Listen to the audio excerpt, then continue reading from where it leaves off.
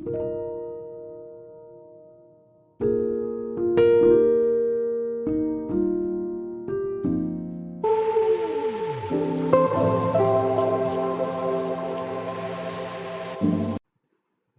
hi everyone. This is Ashmita from Sources Classes, and this video might have cropped up in your feed, or you might have searched for it for the UPSC IAS paper answer key, right? So this is the solution to the 2022 paper 1, which is based on General Studies UPSC IAS paper.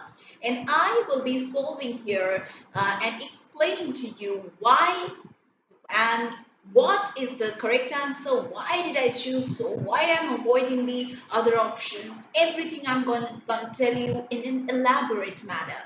Now over here, what I'm going to do is that I'm not going to solve the entire question paper. Now, if you have the question paper, you can just check it. We are going to solve from 56 to 16 today's class.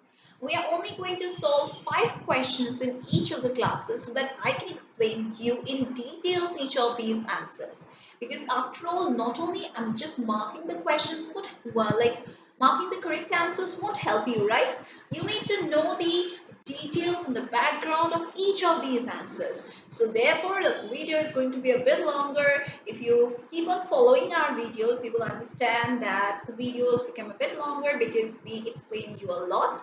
So if you want to join our classes and follow these things in live sessions or recorded lectures, you can do so by joining our classes.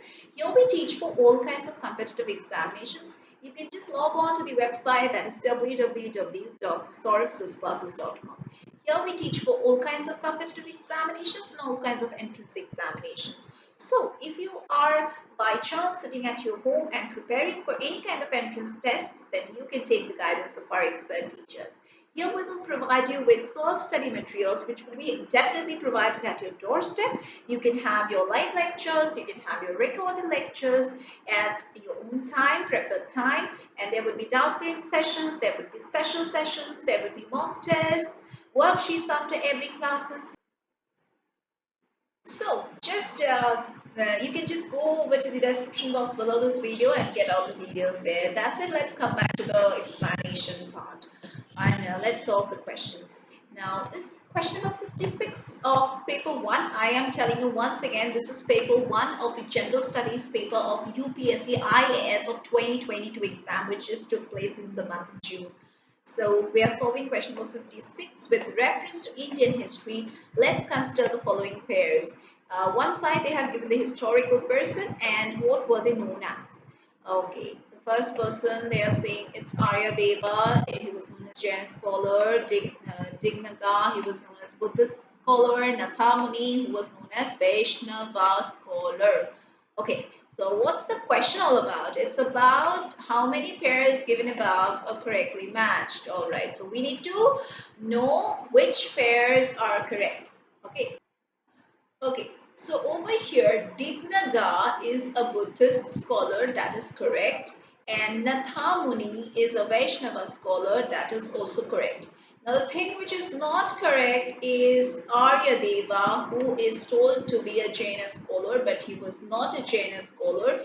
He was a Buddhist scholar. Alright, he was not a Jaina scholar. So the correct option would be only 2 pairs are correct. That is, number C would be your correct option. Alright, now let's move over to the next question. Now these are religious scholars' name. You all know that. You need to learn about those. Otherwise, you cannot uh, come to know about these things. You need to read a lot of history portion. Let's move over to question number 57. With reference to Indian history, consider the following statements. The first Mongol invasion of India happened during the reign of Jalaluddin Khilji. Okay, first one is this one. Now, second one says during the reign of Alauddin Khilji, one Mongol assault marched up to Delhi and besieged the city. Number 3 says Muhammad bin Tughlaq temporarily lost portions of northwest of his kingdom to the Mongols. Now, Here, what we are going to do is that we need to choose the statements which are correct. Okay. So over here, your correct answer would be only number 2. All right. That is, during the reign of Alauddin Khilji, one Mongol assault marched up to Delhi and besieged the city. So your correct option is number 2. So here it will be number B, that is number 2 only. Now, but why did we consider the other statements as wrong? I would be telling you that now. Talking about statement number 1. Now, statement number 1 is incorrect. Why? Now, statement number 1 is incorrect. Okay. Now, this Genghis Khan invaded India during the reign of Iltutmish for the first time, and he was the founder and the first great Khan of the Mongol Empire. So obviously this is wrong. Number 1 is wrong. Let's talk about number 2. Why did I put it to be the correct statement? Now this is because during the reign of Alauddin Khilji, one of the Mongol invasions reached till the outskirts of the Delhi city and besieged it. All right, so obviously this is the correct statement. What about number 3? Number 3 sentence is incorrect. Okay. Now why? Because this Muhammad bin Tughlaq defeated the Mongols and he had not lost any of the portions of his kingdom to them. So definitely it's wrong. Whatever statement they have given is wrong. Now let us move over to the next question. Let's move over to question number 58 with reference to Indian history. Who of the following were known as Kulahdaran? Number A says Arab merchants, number B says Qalandars, number C says Persian calligraphists, and D says Sides. The correct answer would be Sides. Alright. I'm telling you why, because the Sayyids were claimed to descend from the Prophet through his daughter Fatima, and they commanded the special respect in Muslim society. Now, even Timur protected the life of Sayyida during his invasion in India, although his policy was one of general slaughter. The Sayyids put on a pointed cap which was known as Kula, and they were known as Kula Daran during this Delhi Sultanate period. All right. And yeah, that's it. But they were only known as Kula Daran. That's why I chose sides. Let's move over to question number 59, which says, with reference to Indian history, consider the following statements. Now, number 1 says the Dutch established their factories or warehouses on the east coast on lands granted to them by the Gajapati rulers. Number 2 says Alfonso de Albuquerque captured Goa from the Bijapur Sultanate. Number 3 says the English East India Company established a factory at Madras on a plot of land leased from a representative of the Vijayanagara Empire. Okay, so we need to consider which of the following statements are correct. Now, over here, your correct statements would be Alfonso de Albuquerque captured Goa from the Bijapur Sultanate. And that is number 2 is correct. And this number 3 is also correct. That is the English East India Company established a factory at Madras on a plot of land which is leased from a representative of the Vijayanagara Empire. So number 3 is also correct. So I would be choosing number B as your correct option, that is 2 and 3 only. Alright. So why did I not choose option 1 to be the correct one? Why did I just cross out number 1? Now, statement number 1. Statement number 1 is incorrect. Why? Because next to the Portuguese, the Dutch set their feet in India. And in 1602, the United East India Company of the Netherlands was formed and was given the permission by the Dutch government to trade in the East India, including India. Which was not East India, it was actually East Indies, including India. Alright.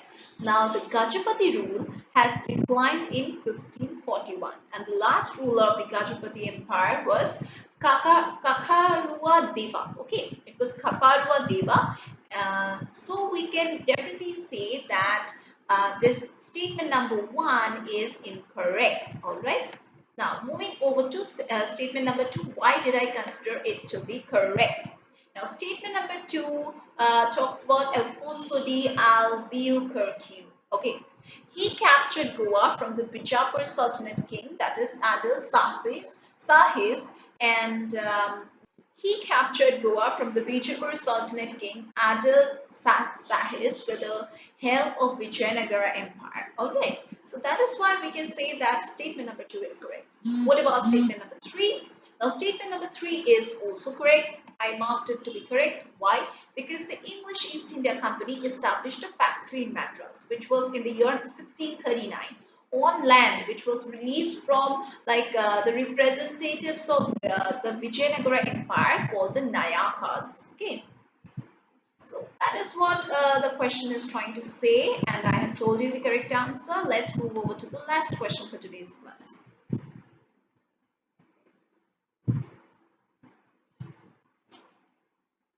So your last question says, according to Kautilya's Arthashastra, which of the following are correct? Number 1 says a person could be a slave as a result of a judicial punishment.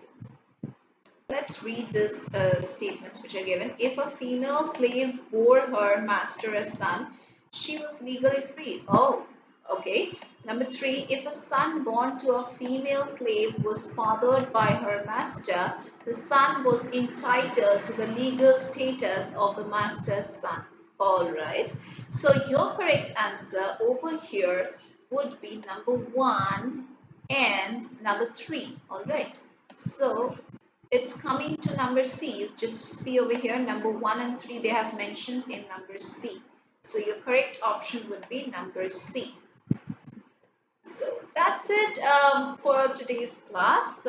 If you have any kind of queries, you can just write down in the comment box below.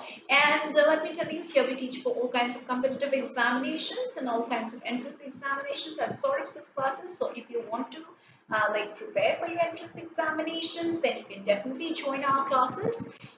You will get crash course facilities, scholarship facilities, doubt clearing sessions, solutions to the previous year's question paper. Now, who will give you so much, right?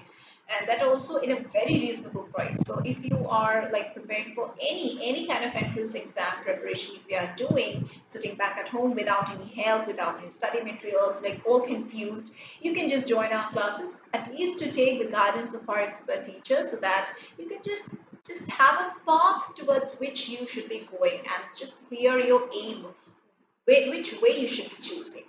That's it for today's class. We're going to meet once again in our next classes. Do check the description box before leaving this video, and there you will get the contact details, the website link, the official website link, and the contact numbers also. All right.